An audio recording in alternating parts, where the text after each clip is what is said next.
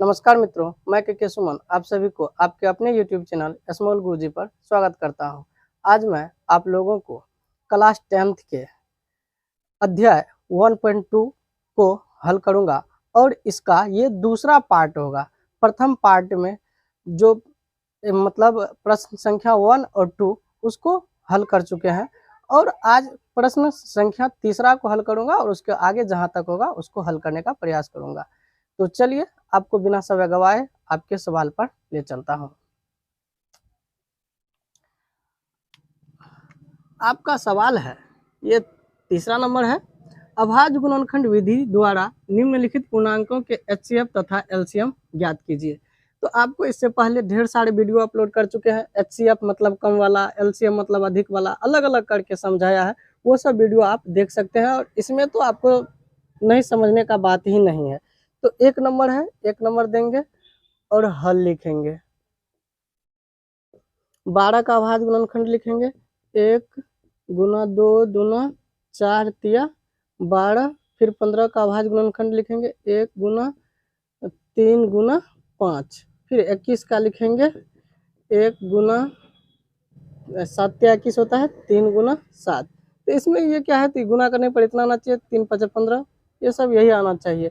तो अब आपको लिखेंगे अभाज्य गुणनखंड से। तो आपको इससे पहले बताया गया है कि HCF मतलब जो सभी में हो और कम वाला। तो HCF ऐसे करेंगे, 12 15 21 घेर देंगे और देखेंगे एक सब में है तो एक तो सब में रहेगा ही, नहीं रहेगा ऐसा संभव नहीं है। उसके बाद आप देखेंगे दो सभी में है, दो सभी में नहीं है, तो जो सभी में नहीं है यहाँ भी नहीं होगा HCF में। और फिर उसके बाद 3 देखते हैं, सभी में है और कम बार का बार, तो सब में एक एक एक एक ही बार आया है तो कम बार एक ही बार होगा, तो इसीलिए 3 1 आ जाएगा। फिर 5 सब में नहीं है, 7 सब में नहीं है, तो ये आपका HCF 3 हो जाएगा। तथा LCM का ट्रिक आप लोग को बताए थे, अधिक वाला जो सभी में नहीं भी हो सकता है, तो वही फंडा यहाँ अपनाएंगे। तो 1 आया है, ठीक है, 1 का तो कोई मानना ही नहीं है। उसके बाद आपको देखेंगे 3 है, 2 है, अधिक बार का बार, इसमें ये नहीं देखना सब में है कि नहीं, 2 है अधिक बार का बार, तो इसमें 2 बार आया, इस सब में भी क्या, अधिक बार 2 बार है, तो यहाँ पे 2 बार गुना कर देंगे। उसके बाद 3 देखेंगे, अधिक बार का बार, तो अधिक बार एक ही बार है, तो ये हो जाएगा। फिर उसके बाद 5 अधिक बार का बार, तो एक ही बार आया है। फिर आपको 7 अधिक बार का बार, तो एक ही बार। इसमें आपको ध्यान में रखना पड़ेगा कि इसमें जो जो चीज नजर आता है ना LCM में, वो सभी आना चाहिए लेकिन अधिक बार वाला। तो ये हो गया आपको 2 दूना 4 तिया 12 पंचे 60 6 7 42 420। फिर से गुना कर लेते हैं, 2 दूना 4 तिया 12 पंचे 60 गुना 6 7 42, सही है। अब आप यहाँ लास्ट में लिखेंगे, अतः HCF बराबर 3, LCM बराबर 420, ऐसा आप लिख देंगे तो बिहार बोर्ड आपको 2 मार्क देगी। अब आपका दूसरा नंबर प्रश्न है और उसको हल करेंगे। तो सबसे पहले कुछ भी नहीं है, 17 है, 17 का अभाज्य गुणनखंड लिखेंगे, तो इसका भाई साहब ये आप देख रहे हैं 1 गुना 17 होगा, क्योंकि इसमें 1 और 17 से ही लगेगा। उसके बाद ये अभाज्य संख्या है, ठीक ना, 1 गुना फिर 23 होगा, फिर 29 का 1 गुना 29, क्योंकि इसका कोई अभाज्य गुणनखंड नहीं होगा एक और स्वयं के अतिरिक्त। तो अब आपको कुछ भी नहीं करना है, क्योंकि HCF किसका किसका, 17 23 और 29। तो अब HCF का मतलब जो सभी में हो और कम वाला, तो एक सभी में है, कम बार एक ही बार। उसके बाद देखिए उसके अलावा कुछ है जो सब में हो, नहीं है। तो आपको मैं जो बार बार कहता हूँ कि एक का कोई मतलब नहीं भी बनता, तब पर भी एक गुना में रखिए। फायदा यही है, जब कोई ना हो तो कौन होता है, 1 होता है।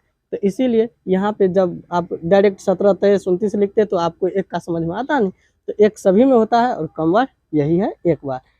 तो ये आपका हो गया HCF। तथा LCM आपको किसका किसका, 17 23 29। तो अब एक अधिक बार का बार, एक ही बार। फिर देखिए 17 अधिक बार का बार, एक बार। 27 कै बार अधिक बार, एक बार। 29 अधिक बार कै बार, क्योंकि आपको एलसीएम में अधिक वाला, ठीक ना, और जो सभी में नहीं भी हो, तो ये हो गया। तो अब आप गुना करेंगे तो 17 से कर लेते हैं, 17 या 51 के एक, 17 गुना 34, 35, 36, 37, 38, 39, 5 हासिल था, फिर 29 से, तो 29 से इधर साइड में गुना कर लेंगे, तो हो जाएंगे 9 इकाई 9, 9 81 के, सॉरी 9 इकाई 9, 9 81 के एक हासिल 8, 9 या 27, 27 में 8 जोड़ेंगे तो 8 7 15 के 5, 2 1 3, 35, फिर 2 से गुना करेंगे, 2 इकाई 2, 9 दूना 18 के 8, 3 दूना 6 1 7, ये 9, फिर ये हो जाएंगे आपको 3, 8 3 11 के 1, 7 3 10 1 11। तो अब आपका ये हो गया 11, मतलब 3 गो 1 और 29। तो अब आप यहाँ पे अतः अंतिम में लिखेंगे, अतः HCF बराबर 1, LCM बराबर 1139। ये आपका आंसर हो गया। तो ये बहुत आसान है, आपको इससे पहले भी मैं ट्रिक बता चुका हूँ। HCF जो सभी में हो कम वाला, LCM जो सभी में नहीं भी हो लेकिन अधिक वाला। तो अब आपका तीसरा सवाल है, उसको बनाने का प्रयास करूंगा। तो तीसरा नंबर है, आपको हल करेंगे। हाँ, 8 है, 8 का भाज्य गुणनखंड लिखेंगे 1 गुना 2 दूना 4 दूना 8, फिर 9 है, 9 का लिखेंगे 1 गुना 3 गुना 3, फिर आपको 25 है, 25 का लिख देंगे 1 गुना 5 गुना 5। तो चूंकि HCF किसका किसका 8 9 25, तो ये हो जाएंगे 1 गुना, क्योंकि HCF जो सभी में हो तो 1 सभी में है, फिर 2 सभी में नहीं है, 3 सभी में नहीं है, 5 सभी में नहीं है, तो इसका जो है HCF 1 हो जाएगा, तथा LCM किसका किसका 8 9 25। तो मित्रों आपको ध्यान में सिर्फ रखना है कि LCM मतलब अधिक वाला, तो 1 तो आना ही आना है, बिना देखल 1 लिख देंगे। रही 2 का बात, 2 आया है लेकिन अधिक बार 3 बार है, तो 3 बार 2 को गुना कर देंगे। फिर आपको 3 अधिक बार क्या बार है, 2 बार है, तो 2 बार 3 को गुना करेंगे। फिर 5 अधिक बार क्या बार है, तो वो 2 बार है। तो सब LCM मतलब जो जो यहाँ नजर आ रहा है सब यहाँ भी होना चाहिए, नहीं तो आपका गलत हो जाएगा।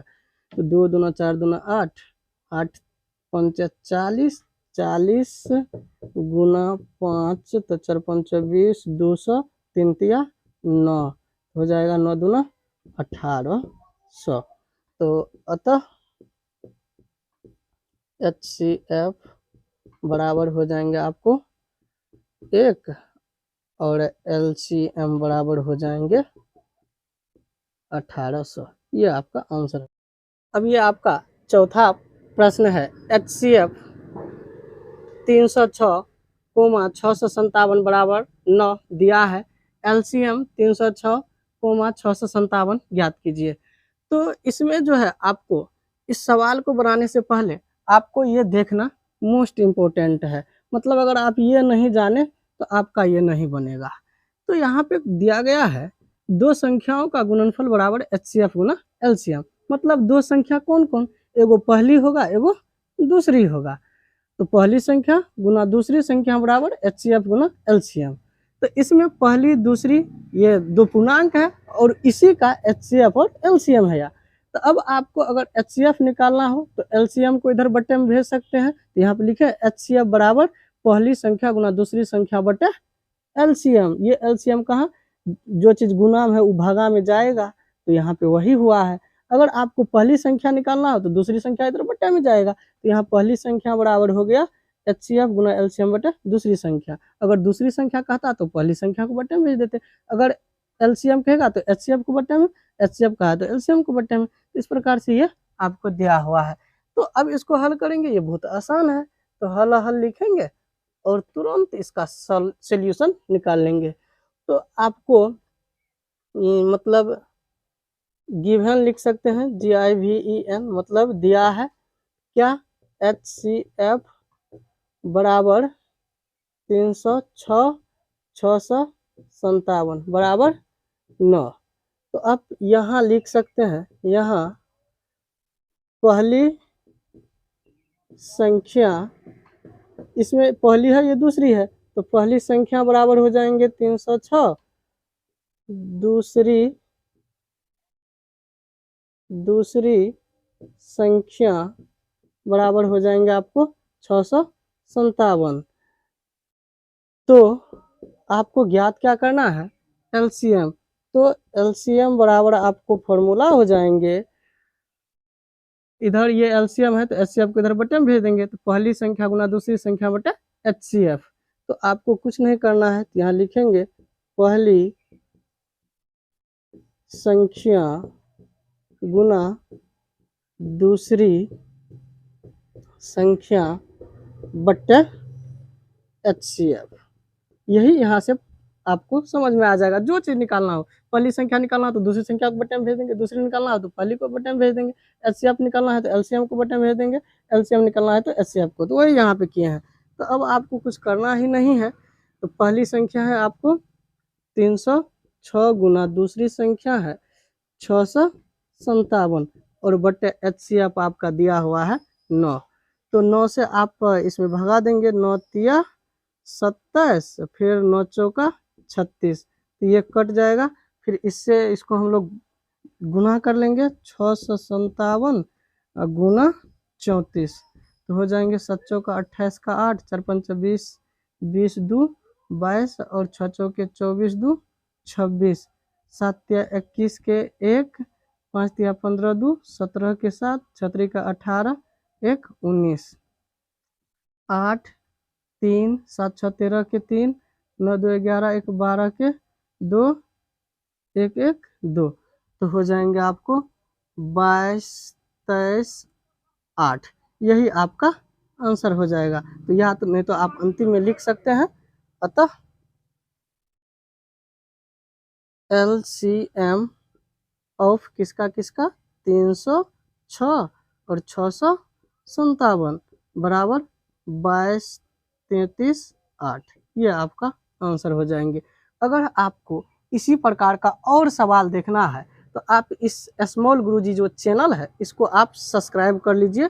और आपको ऐसा, ये तो आपके बुक में एक सवाल दिया गया है, आपको ऐसा 20 सवाल बनाकर दिखाया जाएगा सभी तरह से। यहाँ सिर्फ एलसीएम निकालने के लिए कहा गया है, आपको एचसीएफ निकालने के लिए बताया जाएगा, फिर पहली संख्या दूसरी संख्या, ऐसा अपना से सवाल तैयार कर करके बताया जाएगा। तो आपको चिंता नहीं करना है, आप इस चैनल को सब्सक्राइब कर लीजिए और आप लाइक कमेंट भी कीजिए। आपका 5वां नंबर प्रश्न है, जांच कीजिए कि क्या किसी प्राकृत संख्या n के लिए संख्या 6n अंक 0 पर समाप्त हो सकती है। तो आपको मित्रों बता दें कि कोई भी संख्या पर कितनों घात लिखे, अगर उसके अभाज्य गुणनखंड में 2 और 5 नहीं होगा तो वो 0 पर समाप्त नहीं होगा। अर्थात कहने का मतलब है उसका अभाज्य गुणनखंड में 2 और 5 होना दोनों आवश्यक है, तो ही वो जो है 0 पर समाप्त हो सकती है। तो इसको लिखने का बहुत सारे तरीके हैं, उसको हम आपके सामने जो सबसे छोटा और शॉर्टेस्ट तरीका है उसको आपके सामने प्रस्तुत करूंगा। तो सबसे पहले हल दिए और 6 पावर n है, तो इसका अभाज्य गुणनखंड लिखेंगे 2 गुना 3 पावर n। तो इसको आप ऐसा भी लिख सकते हैं 2 पर पावर n गुना 3 पर पावर n, ठीक ना। तो अब यहाँ आप क्या दिख रहे हैं कि इसके अभाज्य गुणनखंड में 2 तो है और 5 नहीं है। जब तक इस गुना में 5 नहीं आएगा तब तक वो 0 पर समाप्त नहीं हो सकता है। तो हम लोग लिखेंगे यहाँ 6 पर पावर n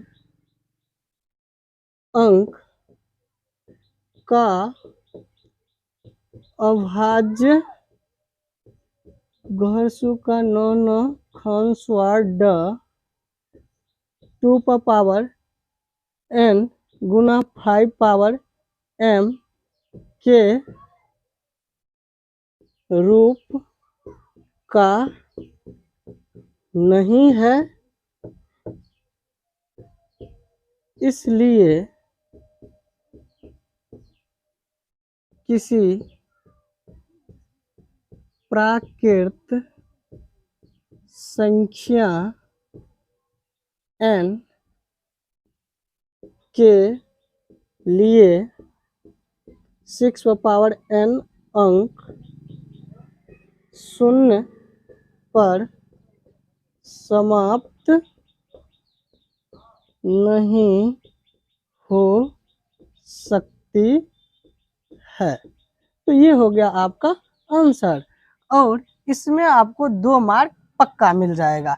और ये प्रश्न कई बार पूछे जा चुके हैं। यहाँ पे आपको 6 की जगह पे कुछ भी देगा, लेकिन उसके अभाज्य गुणनखंड में 2 और 5 दोनों नहीं होगा। तो आप ये सबसे आसान तरीका है, 6n अंक तभी शून्य पर समाप्त हो सकता है जब एकरा अभाज्य गुणनखंड में क्या होगा, 2 और 5 होगा, और जो कि यहाँ पे नहीं है, ठीक ना। तो इसीलिए आपको जो ये 6n अंक है ये 0 पर समाप्त नहीं होंगे। तो अब आप एक बात और भी देख ये सकते हैं कि सर जी इसको दूसरे तरीका से नहीं लिख सकते हैं, कुछ लिख दीजिए ना आप, क्योंकि किसी भी संख्या पावर n अंक वो शून्य पर तभी समाप्त हो सकती है जब उसके अभाज्य गुणनखंड में 2 और 5 दोनों होगा। अगर नहीं है तो वो शून्य पर समाप्त नहीं हो सकती है। तो इसीलिए चिंता नहीं है, आप ऐसा डायरेक्टली लिख सकते हैं कि यहाँ 6n अंक का जो अभाज्य गुणनखंड है ओकरा में 2 और 5 नहीं है, ठीक ना। इसीलिए ये जो है शून्य पर समाप्त नहीं हो सकती है। तो ये आपका 5वां नंबर प्रश्न था, और ये MVVI प्रश्न है।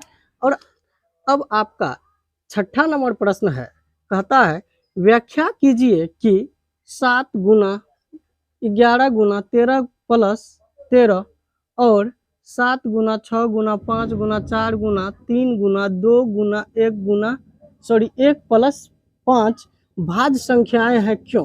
तो अब आपको मैं थोड़ा सा इससे अलग कुछ बता देता हूँ कि भाज्य संख्या उसको कहते हैं जिसका 2 से अधिक गुणनखंड होता है, और अभाज्य संख्या उसको कहते हैं जिसका 1 और स्वयं गुणनखंड होता है। तो अगर इसका 2 से अधिक गुणनखंड होगा तो ये एक भाज्य संख्या होगी। तो इसको कैसे लिखेंगे, लिखने का तरीका मालूम होना चाहिए। तो आप सबसे पहले हल लिखेंगे, यहाँ लिखेंगे माना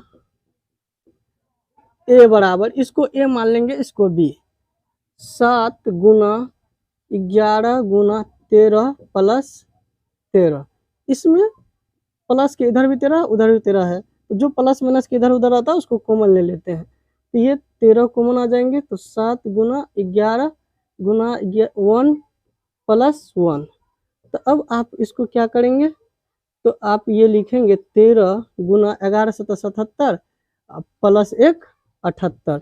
तो इसका देख रहे हैं कि 2 से अधिक अभाज्य गुणनखंड है, इसमें तो 2 ही दिख रहा है मित्रों, 2 ये 13 है 78 है और 1 भी तो है। तो जिसमें 2 से अधिक गुणनखंड होगा, ठीक ना, तो वो भाज्य संख्या होगा। तो लिखेंगे यहाँ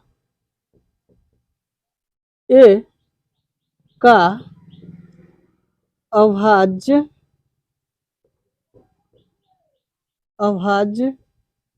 गुणनखंड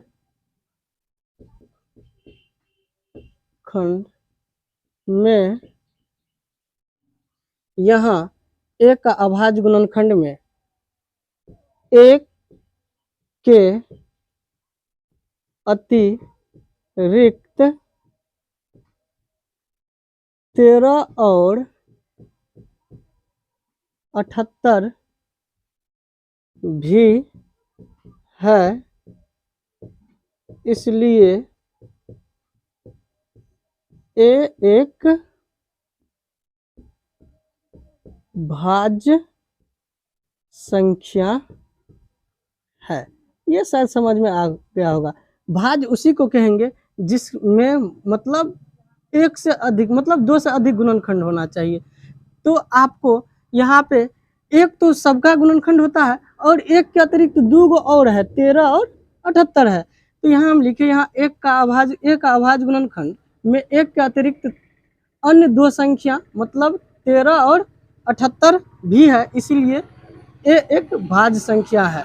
अब इसको b बराबर मान लेंगे तथा माना b बराबर 7 गुना 6 गुना 5 गुना 4 गुना 3 गुना 2 गुना 1 प्लस 5। तो अब यहाँ पे आप 5 कॉमन ले लेंगे, क्योंकि 5 प्लस के इधर भी है उधर भी है, तो 5 कॉमन लेंगे तो 7 गुना 6 गुना 1 हो जाएगा यहाँ पे 4 गुना 3 गुना 2 गुना 1 प्लस 5। अब आपको कुछ नहीं करना है, इसको गुना करना है, तो हो जाएगा आपको, सॉरी यहाँ 5 नहीं होगा, 5 कॉमन लिया गया है तो आपको 1 हो जाएगा, ठीक ना। तो ये हो जाएगा 6 7 42, 4 3 12 दूना 24, 42 गुना 24 कर लेंगे तो 4 दूना 8, 4 चौके 16, 2 दूना 4, 4 दूना 8, ये 8 और फिर हो जाएंगे आपको 6 4 10 का 0, 8 1 9 1 10, ये 1 जोड़ देंगे, तो 1 जोड़ देंगे तो हो जाएंगे 9 0 0 1, तो हो जाएंगे आपको 0 1 0 0 9। तो यहाँ भी देख रहे हैं, अगर ये अभाज्य संख्या होती तो इसका जो है 1 के अतिरिक्त खुद होता, यहाँ 1 के अतिरिक्त जो है ना ये 5 और ये 1009 भी है, तो इसीलिए यह एक भाज्य संख्या है, क्योंकि अगर अभाज्य संख्या होता तो इसमें 1 और स्वयं होता। तो इसको कैसे लिखेंगे, तो लिखेंगे यहाँ b का अभाज्य गुणनखंड में 1 के अतिरिक्त अन्य 2 संख्याएं 5 और ये 1009 भी है, इसलिए b एक भाज्य संख्या है, ये आपका आंसर हो गया। तो इसमें जो है आपको यहाँ लिखने का स्टाइल होना चाहिए और आपको परिभाषा मालूम होना चाहिए कि मतलब भाज्य संख्या किसको कहते हैं, अभाज्य। तो अभाज्य में 1 और स्वयं गुणनखंड आएगा, मतलब उसमें मात्र 2 गो गुणनखंड आएगा, अब भाज्य संख्या में 2 गो से अधिक आएगा। तो यहाँ पर 1 तो है तो 1 हो गया, 2 3 तो 2 गो से अधिक आया, तो इसीलिए इसको लिखने का स्टाइल है यहाँ 1 का अभाज्य गुणनखंड में 1 के अतिरिक्त 13 और 78 मतलब अन्य 2 संख्या भी है, इसलिए यह एक भाज्य संख्या है। फिर यहाँ भी वही प्रक्रिया, तो इस जो है आपको कई बार प्रश्न पूछा गया है और आपको ये पूछ सकता है, ये आप सेम टू सेम अगर ऐसा लिख दिया ना तो 2 मार्क आपको कोई काट नहीं सकता है। और आपको इन्हीं सवाल के साथ मैं इस वीडियो को एंड करता हूँ और आप सभी को जय हिंद।